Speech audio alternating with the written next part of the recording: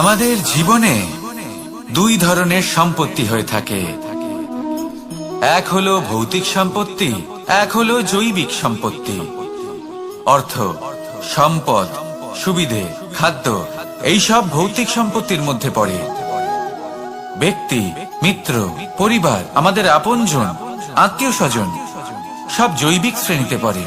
আর প্রত্যেক মানুষের পক্ষে এই বিভাজন বোঝা অত্যন্ত আবশ্যক, কারণ মূলত আমাদের ব্যবহার দুই রকমের হয়ে থাকে।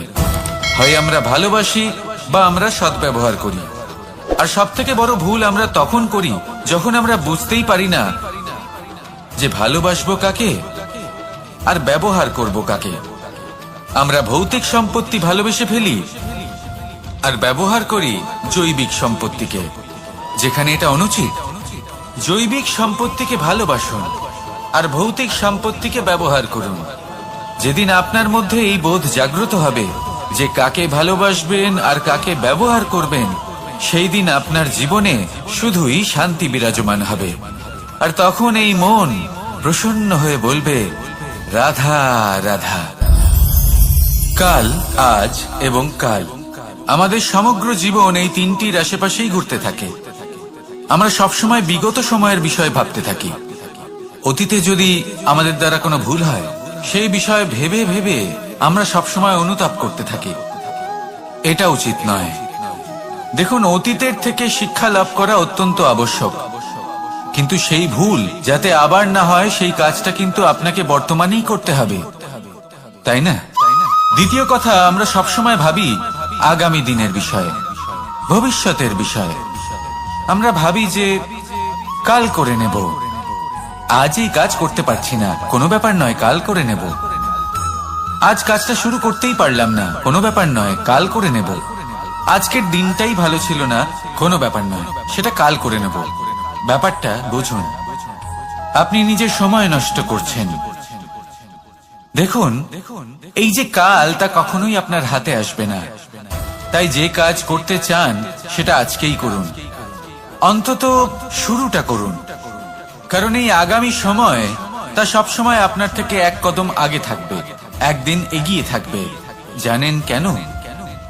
কারণ এই কাল আপনার জন্য অপেক্ষা করবে না, সেই জন্য আপনিও এর জন্য অপেক্ষা করবেন না। যা করার তা আজকেই শুরু করুন। কারণ যে বর্তমানে নিজের ভিত স্থাপন করেন না, ভবিষ্যৎকালে তার সুন্দর শক্তিশালী ভবন কখনো নির্মাণই হয় না। আসুন আর আমার সাথে ভালোবেসে বলুন, রাধা রাধা। সাফল্য খুব সহজ এক শব্দ। এটা হলো সেই সব শব্দের মধ্যে অন্যতম যা মানুষ একটু বুঝলেই ভাবেন সব বুঝে ফেলেছি। আর যেই উনি বুঝতে পারেন সাফল্য কি, আজীবন সেই সাফল্যের পেছনেই ছুটতে থাকেন। এই সাফল্য হলো একটা খেলার মতো, যাতে মানুষ নিজের সমস্ত জীবন বাজি লাগিয়ে দেন। আর প্রত্যেক খেলার মতোই এরও কিছু নিয়ম রয়েছে।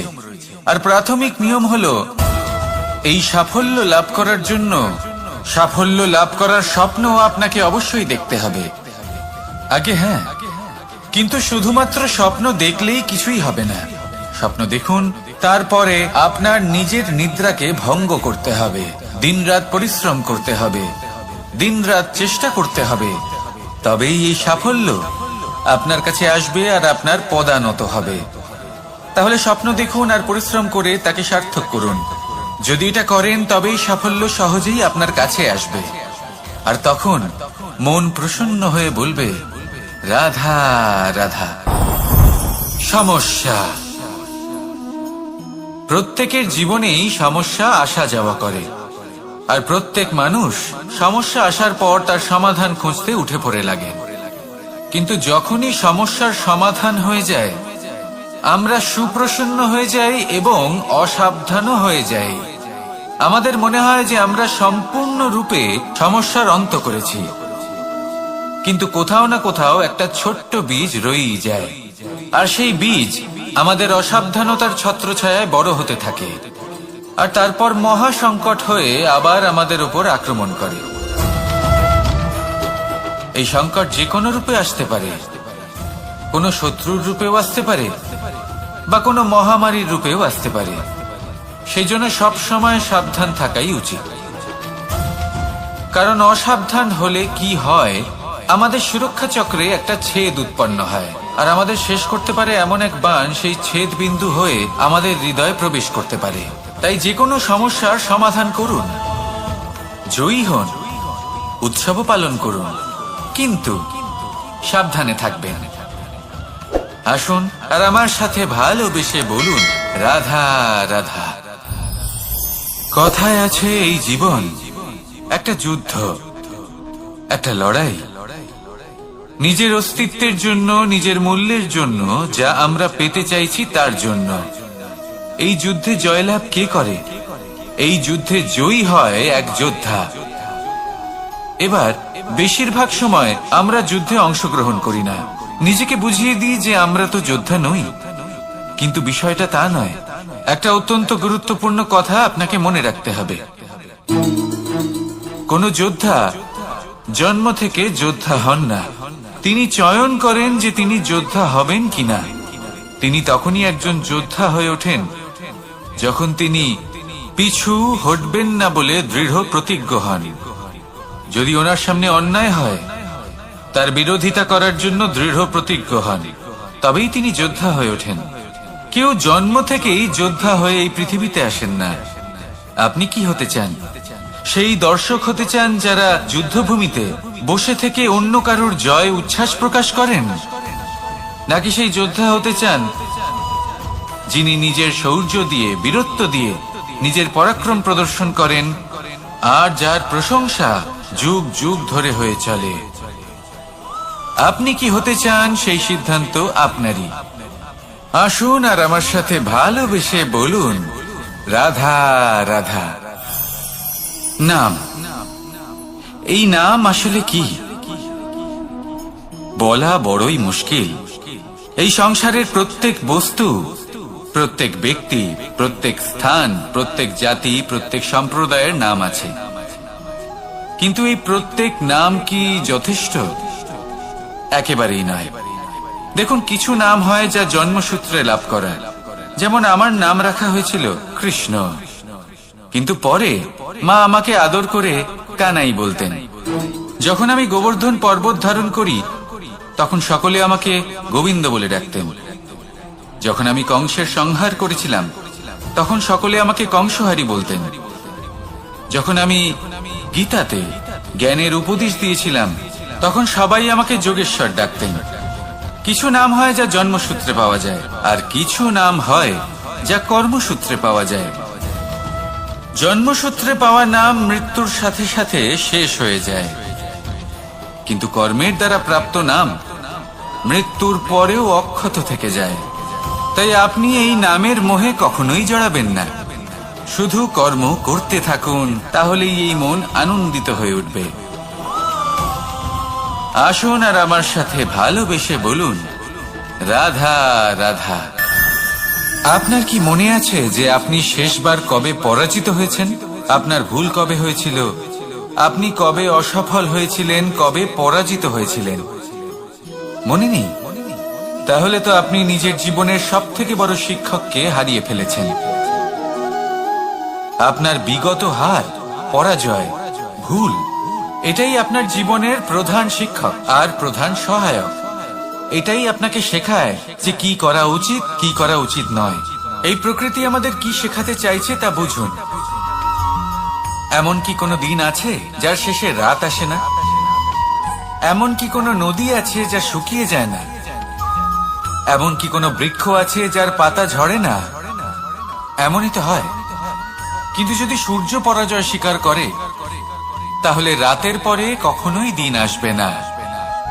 যদি নদী হার মেনে নেয়, তাহলে সে আবার বর্ষা ঘটাতে কখনোই সাহায্য করতে পারবে না।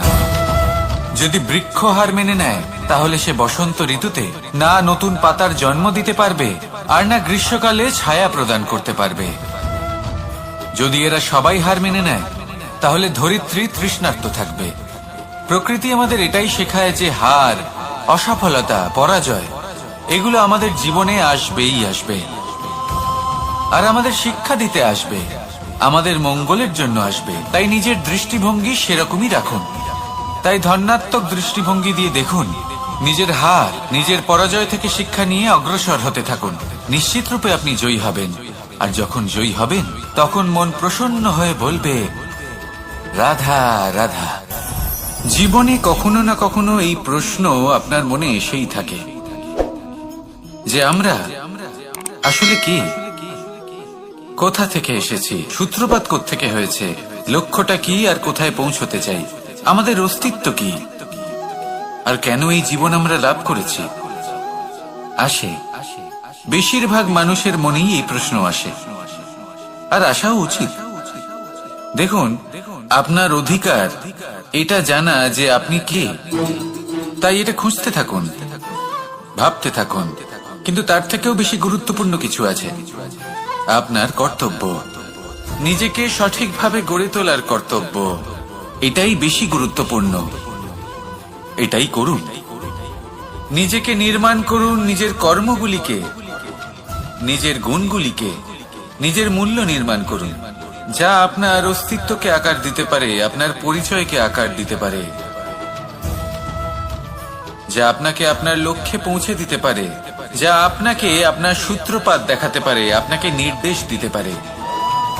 তারপর নিজেকে খোঁজার কোনো অর্থই থাকে না।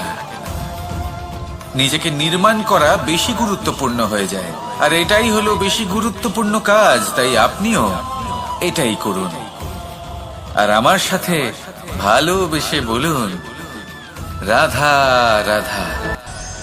সংসারের সবথেকে গুরুত্বপূর্ণ বস্তু কি? সবথেকে গুরুত্বপূর্ণ ব্যক্তি কে?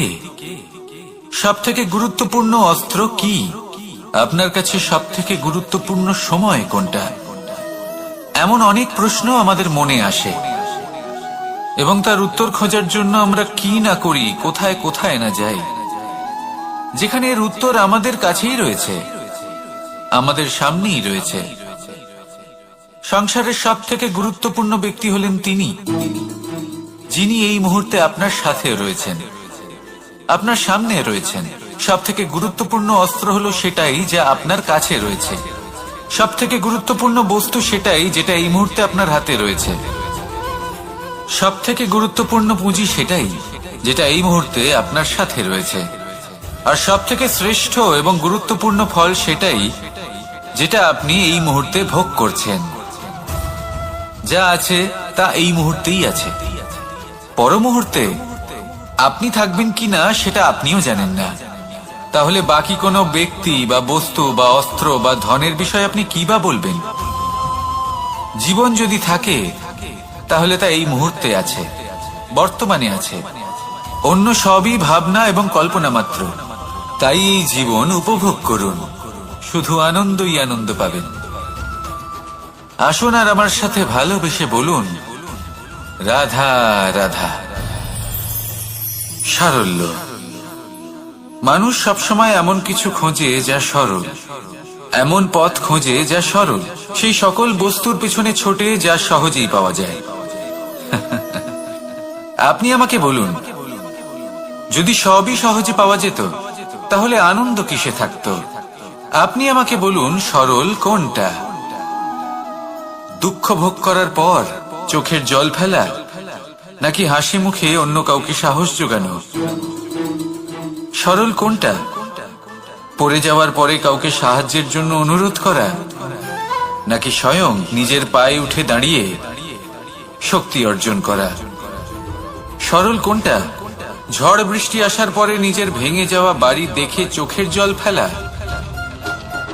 নাকি মাটিতে জল দিয়ে আবার নিজের বাড়ি মেরামত করে পুনর্নির্মাণ করা? কোনটা সরল? আপনি দেখবেন সেটাই সরল যেটা শেষে আপনাকে যন্ত্রণা দেবে। সরল পথ নির্বাচন করবেন না, উচিত এবং শ্রেষ্ঠ লক্ষ্য নির্বাচন করুন। পথ যেমনই হোক না কেন তা আপনাকে মেনে নিতেই হবে। যদি পথ কঠিন হয় তাও ভালো, কারণ যে ব্যক্তি কঠিন পথে চলা শুরু করেন শেষ পর্যন্ত সাফল্যের ফুল তার চরণেই এসে পড়ে। তাহলে সামনে এগোতে থাকুন আর আমার সাথে ভালোবেসে বলুন, রাধা রাধা। যজ্ঞের আগুনকে শুভ বলে মনে করা হয়, আর সেখানেই চিতার আগুনকে অশুভ মনে করা হয়। এমনটা কেন হয়? এখানে বিষয়টা হলো লক্ষ্য, বিচার এবং সঙ্গের। যখন আমরা যজ্ঞ করি তখন আমাদের লক্ষ্য কি হয়? পরিবেশকে আরো পবিত্র করে তোলা, ইতিবাচক করে তোলা। আমাদের লক্ষ্য শুভ হয়। তারপরে আসে বিচার। এই পরিস্থিতিতে সেই বিচার হলো অগ্নি। স্ফুলিঙ্গ থেকে তীব্র আকার ধারণ করে সমস্ত কাঠকে পুড়িয়ে দেয় এবং সুগন্ধ ছড়িয়ে দেয়। অর্থাৎ যদি আপনার লক্ষ্য শুভ হয় তাহলে তার নিজেই শুভ বিচারধারাকে আমন্ত্রণ জানায়। এই শুভ বিচার তখনই আসবে যখন আপনার সংকল্প শুভ হবে। অন্যদিকে হলো চিতার আগুন। এর লক্ষ্য কি? একটা দেহকে পরধামে পৌঁছে দেওয়া। সবার শেষে সবকিছু আপনার উপরে নির্ভরশীল যে আপনি কোনটা চয়ন করতে চান। আপনার লক্ষ্য যদি শুভ হয় তাহলে আপনার বিচার এবং সঙ্গতি আর তার পরিণাম সবই শুভ হবে। আসুন আর আমার সাথে ভালোবেসে বলুন, রাধা রাধা। এই সংসারের প্রত্যেক বস্তুর, প্রত্যেক পরিস্থিতির, প্রত্যেক আবেগের দুটি দিক আছে। এর মধ্যে পার্থক্য করা সম্ভব শুধুমাত্র দৃষ্টিভঙ্গির দ্বারা। যদি কোনো ব্যক্তি পর্বত শিখরে দাঁড়িয়ে থাকেন তাহলে উনি এটাই দেখতে পাবেন যে এই জলের ধারা সমুদ্রের দিকে বয়ে চলেছে। আরেক ব্যক্তি যিনি সমুদ্রের কাছে দাঁড়িয়ে আছেন তার এটাই মনে হবে যে এই জলের ধারা সমুদ্রের দিকে আসছে। এখানে বিষয়টা হলো দৃষ্টিভঙ্গি, আর এটাই সময়ের সাথেও হয়ে থাকে। অনেক সময় মানুষ চিন্তিত হয়ে পড়েন, ত্রস্ত হয়ে পড়েন যে তার কাছে হয়তো খুব কম সময় আছে, তাতে তিনি অনেক কিছুই করতে পারবেন না, আর একটু সময় থাকলে খুব ভালো হতো। তিনি এইভাবেও ভাবতে পারেন যে অল্প হলেও সময় বাকি তো রয়েছে, অর্থাৎ যা অবশিষ্ট আছে তাকে সংরক্ষণও করা সম্ভব, তাতে জীবন যাপনও করা সম্ভব।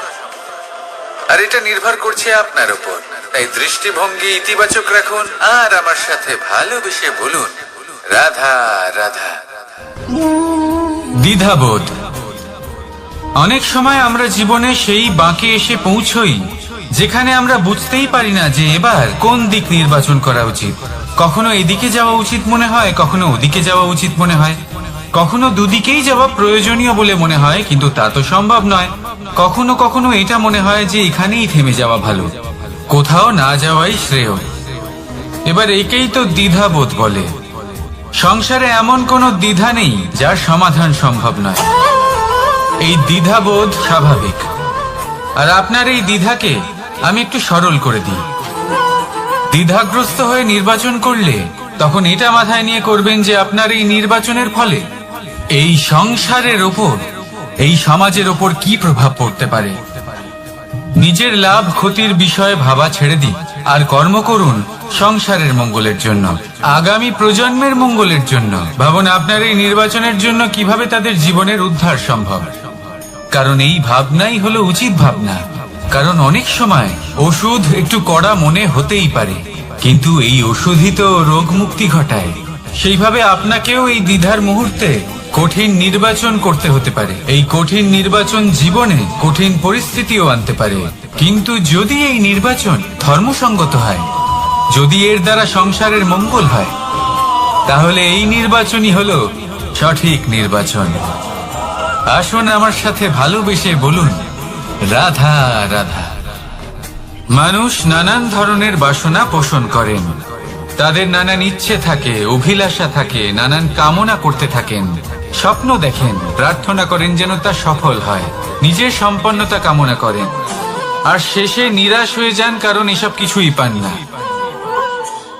আপনাকে একটা ছোট্ট উদাহরণ দিই। জঙ্গলের রাজা কাকে বলা হয়? সিংহকে। এবার যেহেতু সিংহ বনের রাজা, তাই হরিণ তো তার কাছে এসে এটা বলতে পারে না যে আপনি হলেন বনের রাজা, তাই আপনি আমাকে মেরে ফেলুন, আমাকে খেয়ে ফেলুন আর নিজের ক্ষুধা নিবারণ করুন। এমন তো হয় না। সিংহ যতই বনের রাজা হোক, তাকেও পরিশ্রম অবশ্যই করতে হয়, তবেই তার ক্ষুধা নিবারণ হয়। সেইভাবেই আপনার সমস্ত স্বপ্ন, আপনার সমস্ত ইচ্ছে, আপনার সমস্ত অভিলাষা, সমস্ত আকাঙ্ক্ষা পূরণ হবেই, অবশ্যই হবে, পরিশ্রমের দ্বারা। শুধু ভাবলেই হবে না? তাহলে আপনিও জীবনে পরিশ্রম করুন, নিজের সমস্ত স্বপ্ন পূরণ করুন, আর আমার সাথে ভালোবেসে বলুন, রাধা রাধা। আপনি কি কখনো কোনো উঁচু পর্বতের শিখরে পৌঁছতে পেরেছেন? যদি পৌঁছে থাকেন বা যদি আপনি কোনো উঁচু পর্বতের শিখরে যান, তাহলে ভালো করে দেখবেন, আপনি যত উঁচুতে অগ্রসর হতে থাকবেন, আস্তে আস্তে সমস্ত বনস্পতি বিলুপ্ত হতে থাকে। তারপরে সমস্ত গাছপালা, পশু পাখি সব বিলুপ্ত হতে থাকে। শেষ পর্যন্ত সেই শিখরে থেকে যায় শুধুমাত্র শান্তি, নীরবতা। আমাদের মানুষের সাথেও এটাই হয়। মানুষ যখন আত্মবিকাশের পথে অগ্রসর হতে থাকে এবং নিজের জীবনের শিখরে পৌঁছতে চায়, তখন তার একা থাকা অত্যন্ত প্রয়োজনীয় হয়। আর তাকে তখন ত্যাগ করতে হয় নিজের সুখ স্বাচ্ছন্দ্য, নিজের সম্পত্তি, নিজের সমৃদ্ধি, নিজের সৌন্দর্য। দেখুন, জীবনের শিখরে পৌঁছানো একেবারেই সহজ কাজ নয়। এ হলো অত্যন্ত দুর্গম এক পথ। কিন্তু যদি আপনি সেখানে পৌঁছতে চান, তাহলে আপনাকে ত্যাগের প্রবৃত্তি জাগিয়ে তুলতে হবে। ত্যাগ কি সেটা জানতে হবে, কারণ ত্যাগের ফলেই মনে শান্তি আসে, আর সেই শান্তির ফলে মনে উৎপন্ন হয় প্রেম। আর এই প্রেমই হলো জীবনের অন্তিম লক্ষ্য। তাহলে আসুন আমার সাথে ভালোবেসে বলুন, রাধা রাধা। মানুষ বলেন প্রেমে অনেক শক্তি আছে, আর এটা সত্যিও বটে। প্রেমে এতটাই শক্তি থাকে যে শত্রুতার বড় বড় স্তম্ভকেও এত সহজে ফেলে দিতে পারে। কিন্তু আপনি দেখে থাকবেন, যারা অধিক শক্তিশালী হন তারা দুই ধার সম্পন্ন তরোয়ালের মতো হন। কারণ এই প্রেম যদি আচরণে থাকে, মনে থাকে, বিচার বুদ্ধিতে থাকে, তাহলে তা শুভ হয়। এই প্রেম সৃজন করে। কিন্তু প্রেম যদি ব্যবসার অঙ্গ হয়, যদি এই প্রেমের ব্যবহার নিজের স্বার্থ, নিজের অহংকারের জন্য করা হয়, তাহলে তা সংসারের বিনাশ ঘটাতে পারে। রাধা প্রেমের ব্যবহার করেছে শাম্বের কারণে, আর শাম্ব সেই প্রেমের ব্যবহার করেছে নিজের অহংকার, নিজের স্বার্থ সিদ্ধির জন্য। শেষ পর্যন্ত ক্ষতি শাম্বের হলো না, হলো প্রেমে। তাই মনের মধ্যে প্রেম ভাব অবশ্যই রাখুন, নিজের আচরণেও প্রেম ভাব বজায় রাখুন, কিন্তু সতর্কও থাকবেন আপনার এই প্রেম, একে নিয়ে কেউ ব্যবসা না করে ফেলে। আসুন আর এই ভালোবাসার সাথেই বলুন, রাধা রাধা। ফলটা দেখছেন আপনি? এটা সেই ফল যেটা গাছের সবচেয়ে উঁচু ডালে পাওয়া যায়, কিন্তু যখন এটা খসে পড়ে, তখন এটা আকাশের দিকে যায় না যা ওপরে আছে, সে যায় সেই ভূমির দিকে যে নিচ থেকে তার দিকে তাকিয়ে থাকে। কেন? কারণ এই ফলের নিজের উচ্চতার ধারণা মাটির থেকে নিজের দূরত্ব দেখে হয়। এই ব্যাপারটাই আমাদের মানুষের জন্যও খাটে। যদি আপনি সম্পন্ন হন, তাহলে তাদের সাহায্য অবশ্যই করবেন যাদের সামর্থ্য আপনার থেকে কম, যাদের সাহায্যের অত্যন্ত প্রয়োজন। আপনার সামর্থ্য বেশি কারণ তাদের আপনার থেকে সামর্থ্য কম। দেখুন, জীবনে আনন্দ শুধু বড় হওয়ায় নয়, বরং তাদের সাহায্য করেও আছে যারা কোনো কারণবশত আপনার থেকে নিচে রয়ে গেছে। আর যখন একটা ফল এই কথাটা বুঝতে পারে, তখন আপনি নয় কেন, রাধা রাধা। সময় বড়ই বিচিত্র অনুভব দেয়। যখন অপেক্ষা করছেন তখন অনেক লম্বা হয়ে যায়। প্রতিটা মুহূর্ত একটা গোটা দিনের মতো মনে হয়। ঠিক সেইভাবেই যদি কোথাও যেতে দেরি হয়, তখন সময় দৌড়তে থাকে। প্রসন্নতায় বয়ে যায় আর নিরাশায় থমকে যায়। আপনদের সাথে থাকলে সময়ের খেয়ালই থাকে না, শত্রুদের সাথে থাকলে সেই সময়ই খারাপ হয়ে যায়। কিন্তু এটাই কি সত্যি বাস্তব? না, সময় তো সময়ই হয়, নিজের গতিতেই চলে সে। শুধু সেই গতির আভাস আমাদের মানসিক অবস্থা অনুযায়ী বদলে যেতে থাকে। তাই এই সমস্যা সময়ের নয়, আমাদের মানসিকতা। তাই নিজেকে খুশি রাখুন, অন্যদেরও খুশি রাখুন। আগের সমস্ত ঘটনা ভুলে যান আর একটা উজ্জ্বল ভবিষ্যতের দিকে অগ্রসর হন। সময় সবসময় ভালোই লাগবে। প্রেম করুন সবার সাথে, সময় সবসময় সুখেই কাটবে।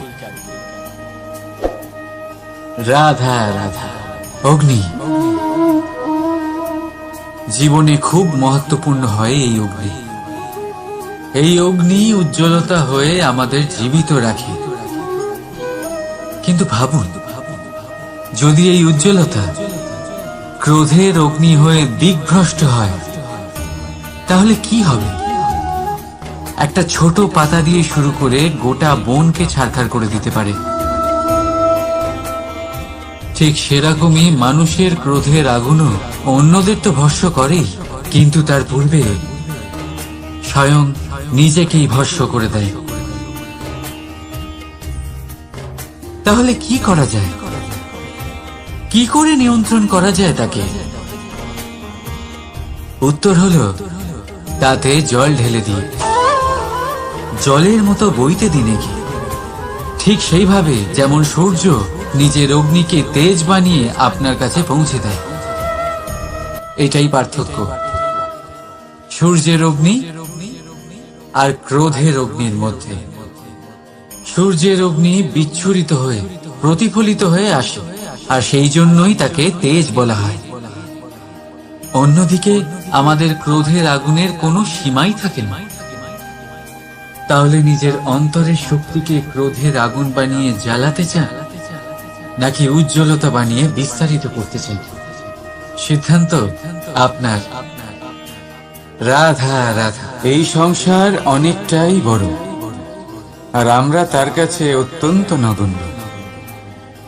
এই সংসারে এমন অনেক মানুষ পাওয়া যায় যারা বোঝান যে এই সংসারটা কতটা বড়, কতটা অদ্ভুত, কতটা সুন্দর। আর এই সংসার রচনা করে পরমেশ্বর কত মহান এক কাজ করেছেন।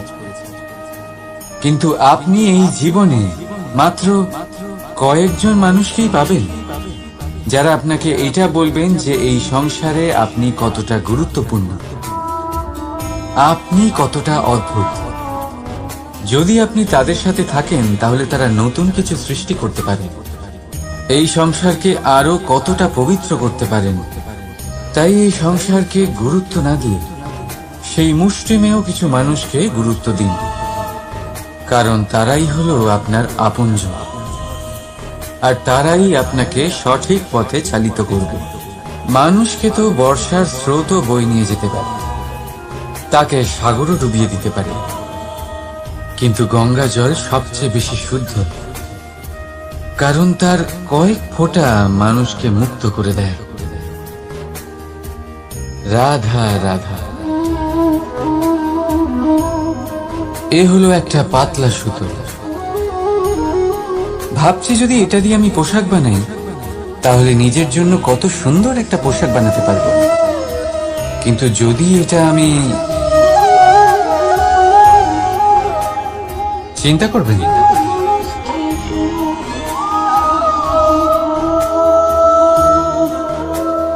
দেখুন এই সুতো জোড়া লেগে গেল। শুধু পার্থক্য হচ্ছে এটাই যে আগের মতো এটা আর সরল নেই, আর এটার দৈর্ঘ্য আগের থেকে কিছুটা কমে গেছে। এই সংসারে প্রেমের সাথেও ঠিক এটাই হতে পারে। প্রেমের এই সুতো যা দুই মানুষকে একসাথে বেঁধে রাখবে। অহংকার আর স্বার্থের আঘাত সে সহ্য করতে পারে না, ছিঁড়ে যায়। চেষ্টা করলে আবার এই সম্পর্ক হয়তো জোড়া লাগতে পারে, কিন্তু তা আগের মতো কখনোই থাকে না, কারণ মনে গিট পড়ে যায়। সেই জন্য প্রেমকে স্নেহের সাথে সামলে রাখুন, অহংকার আর স্বার্থের থেকে দূরে থাকুন।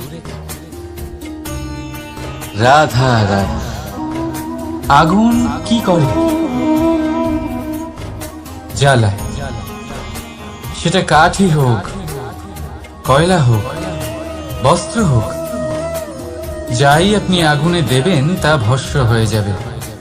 কিন্তু সোনা, যদি আপনি সোনা আগুনে ফেলেন তাহলে তা কুন্দন হয়ে নিজের অস্তিত্ব তৈরি করে। যদি আপনি লোহা গরম করেন তাহলে তা ইস্পাত হয়ে যায়। কেন কেন হয় এরকম? কারণ তাদের অন্তরের আগুন জ্বালানোর আগুনের থেকে অনেক বেশি তীব্র হয়। এই আগুন হলো পবিত্রতার, এই আগুন হলো নিশ্চয়তার। যদি আপনার লক্ষ্য স্থির থাকে, আপনার ইচ্ছে দৃঢ় হয়, তাহলে কুন্দন হয়ে বেরোবেন,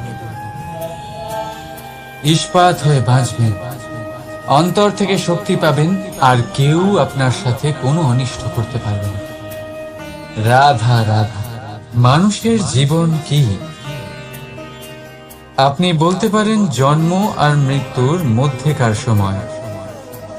আর মৃত্যু কখন হয়? যখন মানুষ শ্বাস নেওয়া বন্ধ করে দেয়, হাত পা নাড়ানো বন্ধ করে দেয়, ভাবা ছেড়ে দেয়। এমনটা নয়, মানুষের অন্তর, তার মৃত্যু তখনই হয় যখন তার অন্তরের করুণা শেষ হয়ে যায়। করুণা সেই ভাব যা মানুষকে মানুষ করে তোলে, যা এক মানুষকে আরেক মানুষের কষ্টে তার প্রয়োজনীয়তা অনুভব করে, আর সেটাই তাকে শক্তি দেয় অন্য কাউকে সহায়তা করার জন্য, তাকে পাত্র করে এই সৃষ্টির নিয়ন্তা হবার জন্য। দেখুন, এই সংসারে মৃত্যু কেবলমাত্র একবারই হয়, তাই তার আগে কেন মরব? এই করুণাকে কেন মারব? নিজের মনুষ্যত্ব বজায় রাখুন, মৃত্যুর পরেও আপনি জীবিত থাকবেন।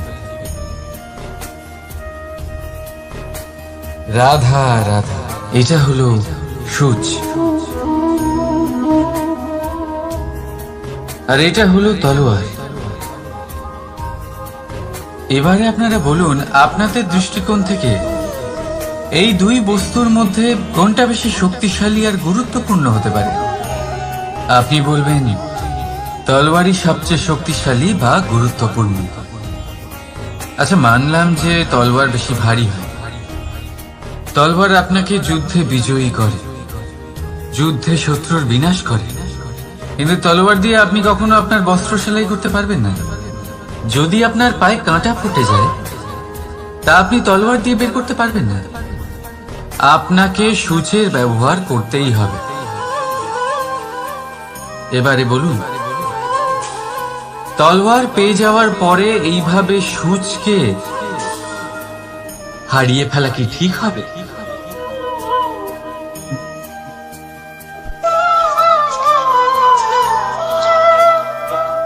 ঠিক সেইভাবেই জীবনে সম্পন্ন বন্ধু পাওয়ার পরেও আপনার সেই বন্ধুদের হারাবেন না যারা কম সম্পন্ন, দরিদ্র। কারণ তারা আপনার সাথে তখন ছিলেন যখন আপনি কিছুই ছিলেন না, আর জীবনে দরকার পড়লে তারাই আপনার কাজে আসবে। সম্পন্ন বন্ধু নয়। তাই যাকে ভালোবেসেছেন তার সাথে বন্ধুত্ব পালন করুন, চিত্ত আনন্দে জেগে উঠবে। রাধা রাধা। পঞ্চমহাভূত জীবন রচনায় এর অবদান অনস্বীকার্য। এই পঞ্চমহাভূত আসলে কি? জল, বায়ু, অগ্নি, মাটি আর আকাশ। এবার শুধুমাত্র জীবন রচনায় এর অবদান আছে তা নয়, শুধু শরীর রচনাতে এর যোগদান আছে তা নয়, বরং এরা হলো আমাদের জীবনের সবথেকে বড় শিক্ষক। এবার আপনারা সকলে চমকে যাবেন, হয়তো আপনারা এই দৃষ্টিভঙ্গি দিয়ে কখনো দেখেননি। আমি আজ আপনাদের বোঝাবো। এদের মধ্যে সবথেকে বড় তত্ত্ব জল। এ আমাদের কি শেখাচ্ছে? এই জল, এর নামই হলো জল, কিন্তু এ কখনোই আমাদের জ্বালায় না, আমাদের জ্বলনের কারণ হয় না। তাহলে কি করে? আমাদের তৃষ্ণা মেটায়, আমাদের শীতলতা প্রদান করে, জীবন দান করে। এর দ্বারা আমরা কি শিক্ষা লাভ করি? যে আপনার উৎপত্তি যেখান থেকেই হোক না কেন, আপনি যেখানেই জন্মগ্রহণ করুন না কেন, আপনার কর্ম সর্বদা শ্রেষ্ঠ হওয়া উচিত। আপনি জলকে যে কোনো পাত্রে রাখুন না কেন, সে সেই অনুসারেই নিজের আকার ধারণ করে নেয়। এর দ্বারা আমরা কি শিক্ষা পাই? এই শিক্ষাই পাই যে যে কোনো পরিস্থিতিতেই নিজেদের মানিয়ে নিতে হবে, নিজেকে সেরকম করে নিতে হবে। যে দেশেই থাকি না কেন, যে স্থানেই থাকি না কেন, যে পরিস্থিতিতেই থাকি না কেন, যে ব্যক্তির সাথেই থাকি না কেন, আমাদের সুখময় হয়ে জীবন অতিবাহিত করা উচিত। দেখুন, আমাদের কত বড় একটা শিক্ষা দিল এই জল, যা আমরা কোনোদিন দেখতেই পাইনি। নিজেকে জলের মতোই করে তুলুন। সুখের ধারায় স্বাচ্ছন্দ্যে প্রবাহমান হতে থাকবেন আপনি। নিজের আকারকে ভেঙে ফেলুন, নিজের সীমা লঙ্ঘন করুন।